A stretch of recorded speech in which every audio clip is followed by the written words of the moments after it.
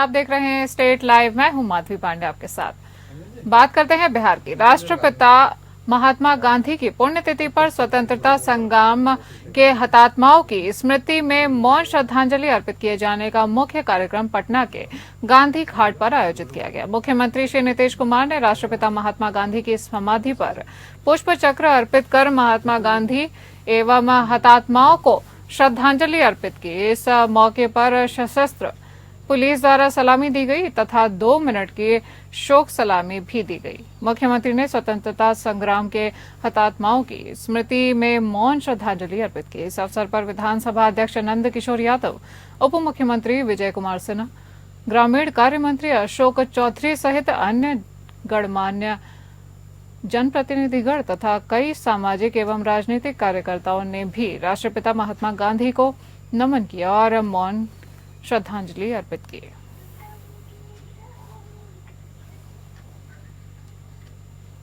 भागलपुर के हवाई अड्डा गेट के समीप समाचार संकलन के कर रहे पत्रकार कृणाल शेखर एवं सुमित कुमार के ऊपर भागलपुर सांसद अजय मंडल एवं उनके गुर्गे ने जानलेवा हमला किया था।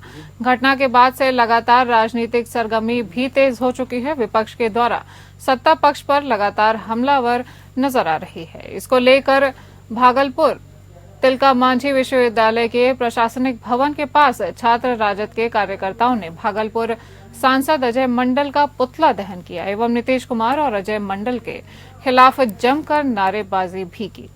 छात्र राजद के विश्वविद्यालय अध्यक्ष लालू यादव ने कहा कि जिस तरह से देश के चौथे स्थान पर जदयू सांसद अजय मंडल ने हमला किया है, इस घटना की घोर निंदा करते हैं और यदि भागलपुर के सांसद की गिरफ्तारी जब तक नहीं हो जाती है तब तक हम लोग का चरणबद्ध आंदोलन जारी रहेगा। बिहार के कैमूर से खबर है, जहां कांग्रेस सांसद मनोज कुमार राम के ऊपर जानलेवा हमला हुआ है। भूमि विवाद को लेकर ग्रामीणों और सांसद के बीच भाई के बीच विवाद चल रहा था। उसी विवाद को सुलझाने के लिए कांग्रेस सांसद लाव लश्कर के साथ पहुंच गए थे, तभी ग्रामीणों ने हमला बोल दिया। इस हमले में कांग्रेस सांसद मनोज कुमार राम का सिर फट चुका है, जबकि उनके गार्ड और ड्राइवर के साथ भी मारपीट की गई। दरअसल पूरा मामला जमीनी विवाद से जुड़ा हुआ है। कुदरा थाना क्षेत्र के नाथोपुर स्थित Saint John International School Congress सांसद मनोज कुमार राम के भाई का है। इस स्कूल के पास स्थित किसी जमीन को लेकर ग्रामीणों के साथ सांसद के भाई का विवाद चल रहा था। उसी विवाद को सुलझाने के लिए कांग्रेस सांसद सासाराम से कुदरा पहुंचे थे। इसी दौरान ग्रामीणों ने हमला बोल दिया। इस हमले के बाद कांग्रेस सांसद और उनके सहयोगी जान बचाकर वहां से भागने लगे। घटना की जानकारी मिलने के बाद मौके पर कैमूर एसपी और डीएसपी समेत बड़ी संख्या में पुलिस बल ने मौके पर पहुंचकर हालात को काबू में किया। इस हमले में कांग्रेस सांसद मनोज राम और स्कूल के 2 बस चालक बुरी तरह से घायल हो चुके हैं।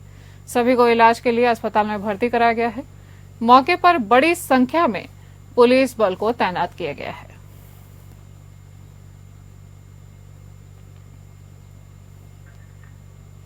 बात करेंगे झारखंड की। संगठन महापर्व के तहत दिसंबर से बीजेपी का सदस्यता अभियान चल रहा है। बीजेपी की कार्यशाला आयोजन की गई है, जिसमें जिला से लेकर प्रदेश स्तर तक के पदाधिकारी मौजूद रहे। इस बैठक में बूथ स्तर तक संगठन को मजबूत करने के लिए फोन नंबर द्वारा सदस्य बनाया जा रहा है। 10 लाख से अधिक सदस्य बन चुके हैं, जिसमें धनबाद, बोकारो, हजारीबाग जिला में सदस्य ज्यादा बने हैं। बैठक में सांसद संबित पात्रा की अध्यक्षता में कार्यशाला का आयोजन किया गया।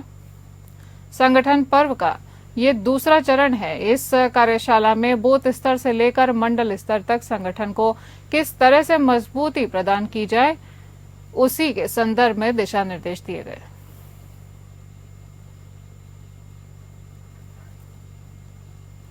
झारखंड में चल रही कैबिनेट की बैठक के बाद झारखंड के मुख्यमंत्री हेमंत सोरेन ने मीडिया से बात की और मीडिया से रूबरू होते हुए प्रयागराज में हुई भगदड़ पर अपनी प्रतिक्रिया देते हुए उन्होंने कहा, किसी भी इंसान की किसी भी घटना में ऐसे लोग के साथ घटित होती है तो दुखद है, चाहे वह झारखंड का हो या फिर बंगाल या फिर बिहार। ये चिंता और दुख का विषय है।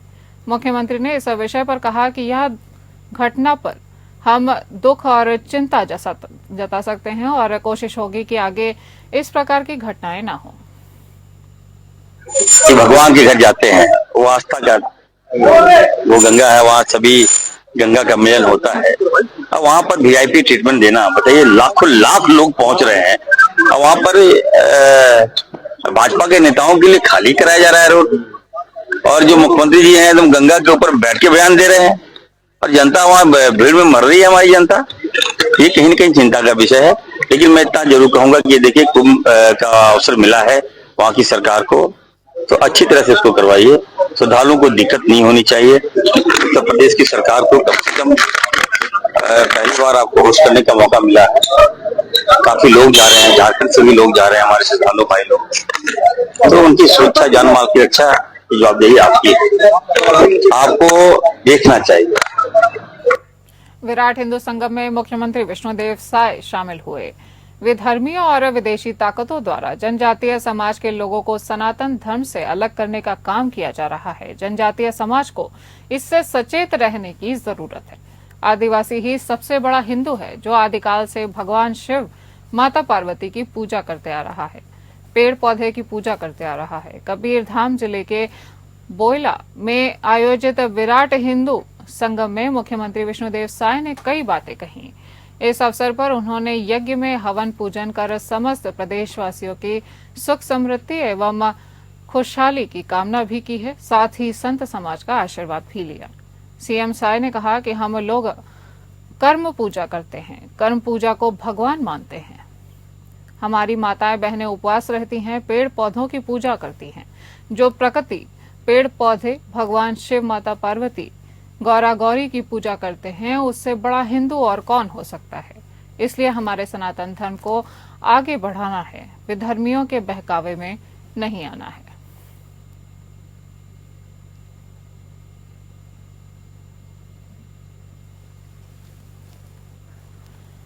छत्तीसगढ़ के बलरामपुर में नगर पंचायत और नगर पालिका के चुनाव होने वाले हैं। भाजपा प्रत्याशियों ने नामांकन फॉर्म भर दिया है। इस दौरान कार्यकर्ताओं में काफी उत्साह देखने को मिल रहा है। इस अवसर पर भाजपा जिला अध्यक्ष ओम प्रकाश ने कहा कि केंद्र और राज्य में दोनों ही भाजपा सरकार है, इसलिए जनता चाहती है कि नगरीय निकाय में भी भारतीय जनता पार्टी की सरकार बने, जिससे कि नगरीय निकाय का विकास हो सके। साथ ही उन्होंने कहा कि नगर निकाय चुनाव में भी भारतीय जनता पार्टी ही अपना परचम लहराएगी। पिछले शासनकाल में जितने जनता देख चुकी है कि कांग्रेस सरकार किस प्रकार का काम करती है। कांग्रेस सरकार में लोग आपस में ही लड़ते रहते हैं। अब भाजपा की सरकार जीतेगी और लोगों को विद्युत व्यवस्था, सड़क, पानी जैसे असुविधा से निजात दिलाएगी। इसके साथ ही भाजपा जिला अध्यक्ष ओम प्रकाश जायसवाल ने जीत का दावा करते हुए कहा कि बीजेपी इस बार फिर कमल खिलाएगी। ने को अवसर दिया। आज नगर पालिका अध्यक्ष निर्वाचन में पूरी पार्टी के लोग और आदरणीय जिला अध्यक्ष सहित सभी लोगों ने स्नेह प्रदान करते हुए, संबल प्रदान करते हुए मेरे नामांकन में मुझे सहयोग किया। मैं उनको कोटि कोटि धन्यवाद देते हुए कृतज्ञता ज्ञापित करता हूं। और यह जनता का प्यार है जो स्वस्फूर्त आप अपने रमन अग्रवाल के नामांकन में, अपने पार्षदों के नामांकन में जनता उपस्थित हुई है। मैं जनता को कोटि कोटि धन्यवाद देता हूं। उनकी ताकत के दम पर आज यहां तक हम पहुंच पाए हैं और जनता का विश्वास है कि तीसरी बार चुनाव लड़ने की हिम्मत हम जनता के दम पर कर रहे हैं। रमन में कोई ताकत नहीं है, यहाँ की ताकत रामानुजन की जनता है।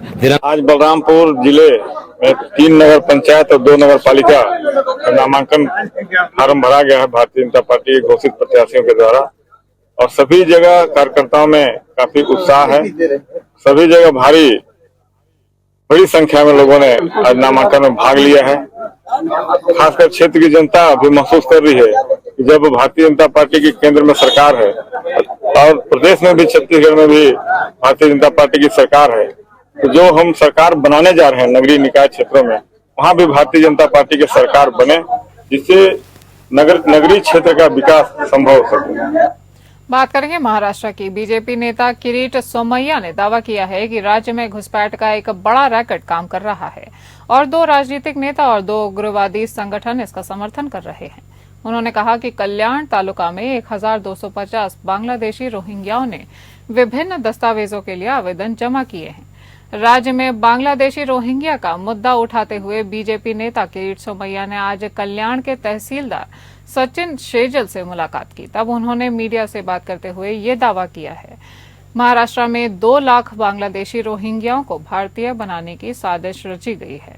सोमैया ने इस समय बताया कि इसकी योजना लगभग 6 महीने पहले बनाई गई थी और कल्याण तालुका में लगभग 1250 आवेदन प्राप्त हुए हैं। इन 2 लाख में से 1,23,000 लोगों को भारत में जन्म प्रमाण पत्र दे दिया गया है और 19,000 लोगों के आवेदन को मंजूरी दे दी गई है, लेकिन इस साजिश का खुलासा होने के बाद इसे सस्पेंड कर दिया गया है। सोमैया ने कहा कि इस समय मुख्यमंत्री देवेंद्र फडणवीस को निवेदन भेजा है कि जिस तरह पासपोर्ट सत्यापन के लिए एक स्वतंत्र पुलिस अधिकारी की नियुक्ति की जाती है, उसी तर्ज पर पिछले वर्ष के जन्म प्रमाण पत्रों के सत्यापन के लिए एक अधिकारी नियुक्त किया जाए।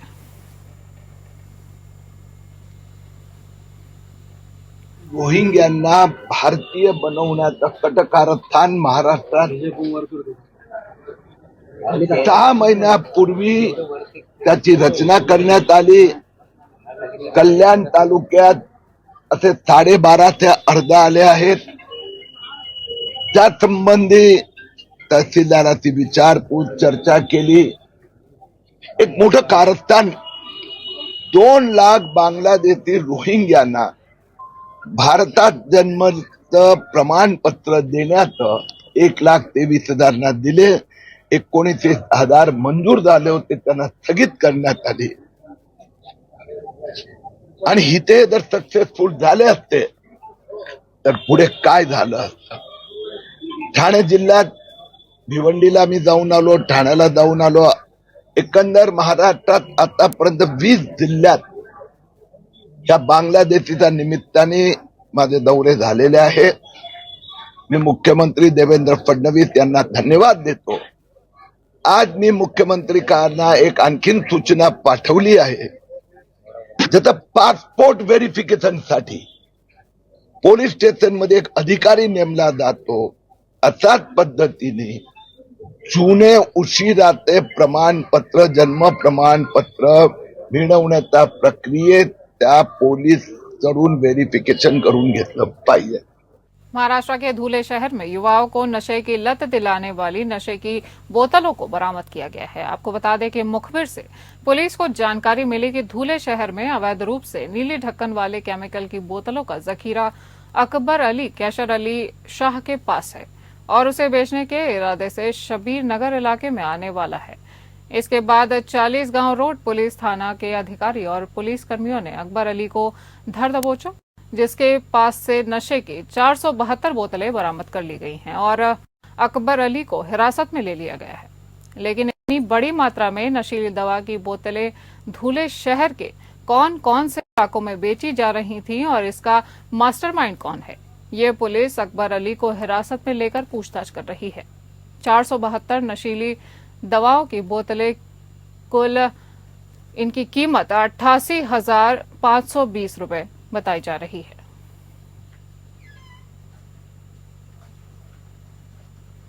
मी एपीआय जीवन बोर्डचे प्रभारी अधिकारी Chalisgaon road police station. Dhule जिल्ह्याचे पोलीस अधीक्षक श्री श्रीकांतजी दिवरे साहेब तसेच अपर पोलीस अधीक्षक श्री काळे साहेब यांनी वेळोवेळी आम्हाला आदेशित केले होते की पोस्ट हद्दीत चालणाऱ्या अवैध धंद्यांचा शोध घेऊन त्याचा समूळ नायनाट करायचा आहे। त्या अनुषंगाने आम्ही प्रयत्न करत असताना आम्हाला एक गोपनीय माहिती मिळाली की शब्बीर नगर 100 कोटी रोड येथे एक इसम त्याच्या ताब्यातील कोरेक्स नावाचं हे जे गुंगीकारक औषध आहे त्याच्याने गुंगी येते, तरुणांना कायदेशीररित्या विकत आहे। त्या अनुषंगाने आम्ही तात्काळ वरिष्ठांना माहिती दिली। उपविभागीय पोलीस अधिकारी श्री राजकुमार उपासो यांनी लागलीच आम्हाला सोबत आले। त्यांच्या आम्ही फूड आणि ड्रग इन्स्पेक्टर यांना सोबत घेऊन पंचांसह आम्ही कारवाई केली आहे आणि त्या कारवाईमध्ये आम्ही छापा टाकला असता सदर ठिकाणी अकबर अली कैसर अली शहा उर्फ अकबर जलेजा हा रेकॉर्डवरचा गुन्हेगार आहे। याच्यावर अगोदरही 3 गुन्हे दाखल आहेत एनडीपीएसचे। हा इसम आम्हाला तिथे एकूण 480 अशा मोठ्या प्रमाणात बॉटल्स घेऊन अवैधरित्या विक्री करताना मिळून आला। एकूण त्याच्या ताब्यातून आम्हाला 88,520 रुपयाचा आम्ही मुद्देमाल जप्त केला आहे आणि त्याची आम्ही मान्य न्यायालयासमोर हजर केला असता आम्हाला 5 दिवस पोलीस कस्टडी मिळालेली आहे। सदर गुन्ह्याचा तपास पीएसआय श्री शरद लेंडे करीत आहे। बिहार झारखंड निदेशक मंडल का चुनाव 24 जनवरी को संपन्न हुआ, जिसमें डॉक्टर सुनील सिंह के पैनल से 17 में 12 निदेशक निर्वाचित किए गए। निर्वाचन की प्रक्रिया पटना के एसकेएम हॉल में पूरी कर ली गई है, जिसकी रिकॉर्डिंग भी हुई थी। बावजूद इसके अचानक से चुनाव संपन्न होने के 5 दिन बाद मतगणना दोबारा करने का निर्णय पटना डीएम द्वारा लिया गया, जिसे डॉक्टर सुनील सिंह ने मीडिया से बातचीत करते हुए पूरी तरह गैर कानूनी करार दिया है। डॉक्टर सुनील सिंह की माने तो राज्य एवं केंद्र सरकार के दबाव में आकर चुनावी प्रक्रियाओं का उल्लंघन किया जा रहा है, जो कहीं से भी उचित नहीं है। अलीगढ़ मुस्लिम विश्वविद्यालय में पढ़ने वाले जम्मू कश्मीर के छात्रों के द्वारा अपनी ही सरकार के खिलाफ मोर्चा खोल दिया गया है। छात्रों का कहना है कि लंबे समय से एक ही गांव में हर रोज मौतें हो रही हैं, जिसको लेकर जम्मू कश्मीर व केंद्र की सरकार के द्वारा कोई बड़ी पहल नहीं की गई है, जिसके चलते यहाँ के लोग हर रोज मौत के आगोश में समा रहे हैं। आखिर क्या वजह है जिसकी वजह से यहाँ हर रोज मौतें हो रही हैं? इसको लेकर एक जांच कमेटी बनानी चाहिए, जिसको लेकर छात्रों के द्वारा महामहिम राष्ट्रपति के नाम डिप्टी प्रोक्टर सैयद अली नवाज जैदी को ज्ञापन सौंपते हुए कैंडल मार्च निकाला गया है। छात्रों का कहना है कि जम्मू और कश्मीर में स्वास्थ्य सेवाओं का अभाव है, जिसके चलते जम्मू कश्मीर के बीमार लोगों को चंडीगढ़ में भर्ती करना पड़ता था, जो कि स्वास्थ्य सेवाओं की कमियों को उजागर करता है, जिसको लेकर छात्र नेताओं के द्वारा जम्मू कश्मीर सरकार व केंद्र की सरकार पर निशाना साधते हुए स्वास्थ्य सेवाओं को दुरुस्त करने व 17 लोगों की मौत की जिम्मेदारी पर कार्यवाही की मांग की है।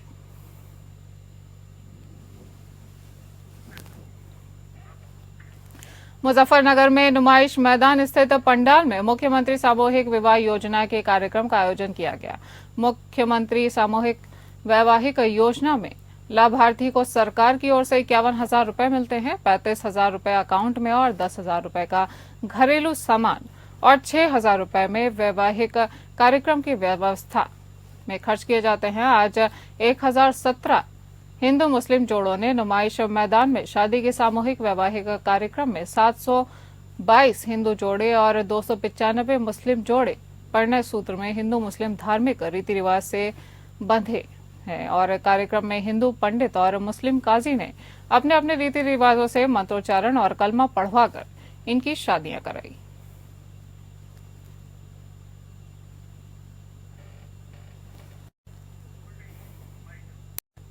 नुमाइश ग्राउंड में मुख्यमंत्री योजना सामूहिक विवाह आज यहाँ पर 1017 जोड़े की शादी संपन्न हो रही है और हमारे नगर पालिका की तरफ से 27 जोड़े।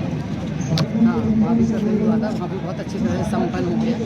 और देखिए मुख्यमंत्री जी की योजना इतनी बढ़िया और इतनी सुचारू रूप से चल रही है कि जो गरीब आदमी अपने हाथ बच्चों के हाथ के लिए नहीं कर पाते हैं, वह मुख्यमंत्री जी ने उसका भी बीड़ा उठा लिया है।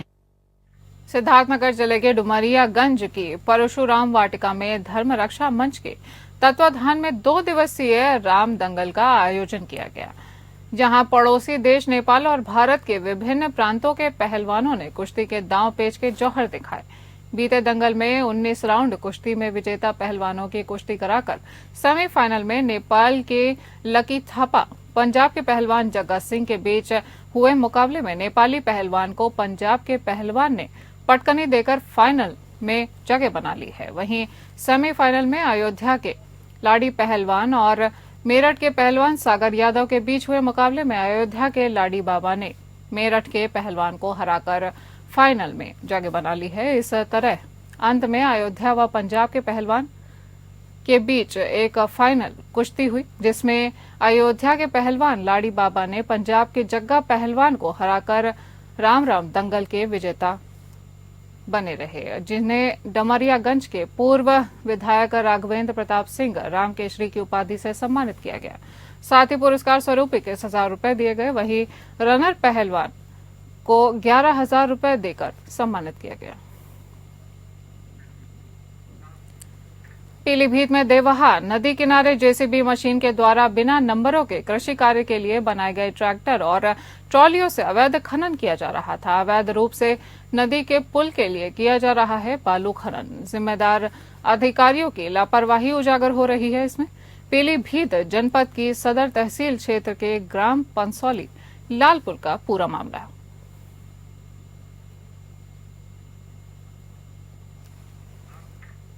बात करते हैं उत्तर प्रदेश के पीलीभीत की, जहां खेत में काम कर रहे किसान पर बाघ ने हमला कर दिया। पास के ही खेत में छुपकर बाघ बैठा हुआ था। युवक खेत में मटर तोड़ रहा था। इसी दौरान बाघ ने किसान पर हमला कर दिया। शोर शराबे के बाद ग्रामीणों ने हमले के बाद बाघ से किसान को छुड़वाया। ग्रामीणों ने घायल अवस्था में युवक को मरणासन्न स्थिति में अस्पताल में भर्ती कराया है। ग्रामीणों की बार बार कहने पर भी वन विभाग इस पर कोई कार्यवाही नहीं कर रहा है। पीलीभीत की पूरनपुर कोतवाली इलाके के लाह गांव के पास का पूरा मामला।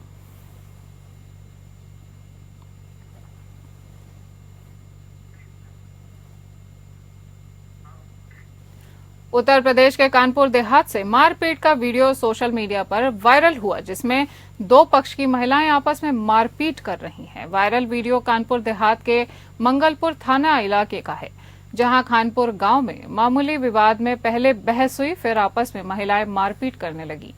इसका वीडियो सोशल मीडिया पर अब वायरल हुआ, तब पुलिस ने मामले की जांच पड़ताल शुरू कर दी है।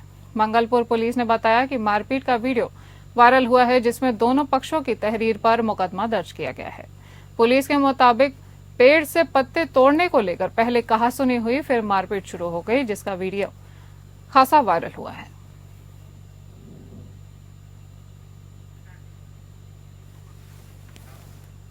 मैनपुरी जिले में पुलिस ने एक बड़ी कार्यवाही करते हुए अवैध हथियार बनाने की फैक्ट्री का भांडाफोड़ किया है। भोगांव थाना क्षेत्र में मुखबिर की सूचना पर की गई कार्यवाही में पुलिस ने 2 लोगों को गिरफ्तार किया है।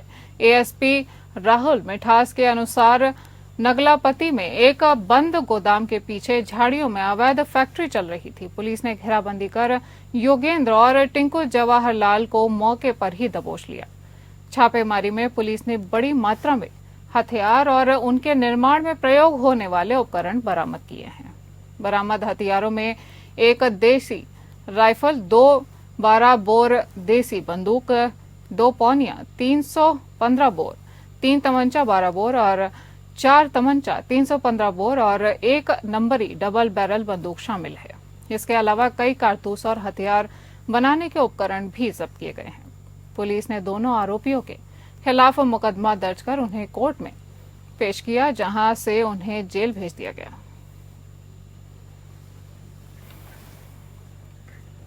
उत्तर प्रदेश पुलिस का लगातार ऑपरेशन क्लीन जारी है। मुजफ्फरनगर में ताबड़तोड़ एनकाउंटर किए गए। मात्र 24 घंटे के अंतराल में तीसरी मुठभेड़ हुई। चेकिंग के दौरान गोपाल पंडित नामक बदमाश के पैर में पुलिस की गोली लगी है। घायल बदमाश के पास से देसी तमंचा, कारतूस और चोरी सहित कुछ नकदी बरामद हुई है।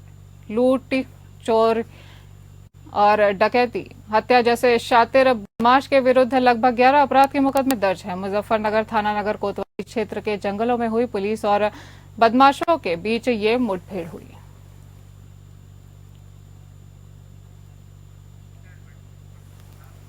मुजफ्फरनगर जिले में पुलिस द्वारा शातिर अपराधियों के खिलाफ चलाए जा रहे अभियान के तहत थाना नई मंडी पुलिस ने मात्र 12 घंटे में हत्या के एक मामले का सफल खुलासा किया। पुलिस और बदमाशों के बीच हुई मुठभेड़ में एक अभियुक्त घायल हो चुका है, जिसे गिरफ्तार कर लिया गया है, जबकि एक बाल अपचारी को पुलिस अभिरक्षा में लिया गया है। घटना में प्रयुक्त अवैध शस्त्र और मोटरसाइकिल भी बरामद कर ली गई है। पुलिस अधीक्षक नगर सत्यनारायण प्रजापत ने बताया कि 28 जनवरी को अग्रसेन बिहार में हुए फायरिंग की घटना में विशाल देशवाल की मौत हो गई थी, जबकि उसका साथी अनुज लाठियान गंभीर रूप से घायल हो गया था। मृतक के परिजनों की तहरीर पर थाना नई मंडी में मामला दर्ज कर पुलिस ने जांच शुरू कर दी है। कल शाम को थाना नई मंडी क्षेत्र के अग्रसेन विहार में कुछ अज्ञात बदमाशों द्वारा एक फायरिंग की घटना कारित की गई थी। इस पर तत्काल मेरे द्वारा और सीओ नई मंडी के द्वारा मौके पर पहुंचकर जो सारे एविडेंसेज हैं उनको देखा गया था और वहां मौके के जो गवाह थे उनसे बात की गई थी डिटेल में। इसमें हम लोगों ने आसपास के वहां एविडेंसेज जो है वो कलेक्ट किए, जो मौके पे सीसीटीवी फुटेज लगे हैं उनको कलेक्ट किया और इसमें जो टीम्स हमारी की गई थी, सुबह पुलिस मुठभेड़ के दौरान 2 अभियुक्तों को पकड़ने में सफलता हासिल लोगों को अवगत कराया था। इसमें जो पकड़े गए अभियुक्त हैं इनसे जब पूछताछ की गई, अभी प्रारंभिक पूछताछ हुई है, उसके मुताबिक 3 व्यक्तियों का इस घटना में होना सम्मिलित होना पाया गया है। इसमें से 2 अभियुक्त पकड़े गए हैं, जिसमें से एक प्रयागराज महाकुंभ में मौनी अमावस्या का स्नान करके घर लौट रहे श्रद्धालुओं की कार और रोडवेज बस के बीच आमने सामने की भीषण टक्कर हो गई।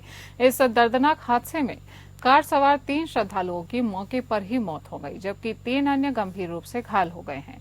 हादसा देर रात हरिया पुलिस चौकी के पास हुआ है। टक्कर इतनी जबरदस्त थी कि कार पूरी तरह से क्षतिग्रस्त हो गई और इसमें सवार लोग बुरी तरह से फंस गए।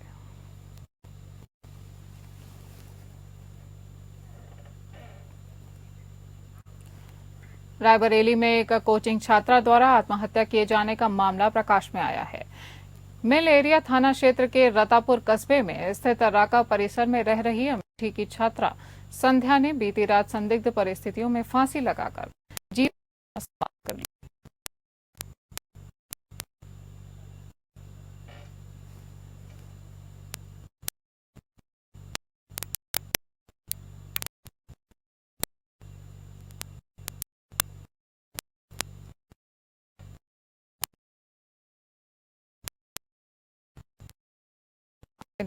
देख सकते हैं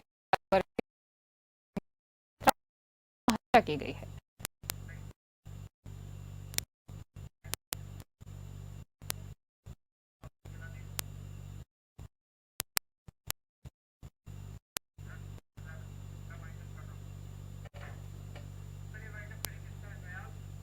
इस बुलेटिन में इतना ही। नमस्कार।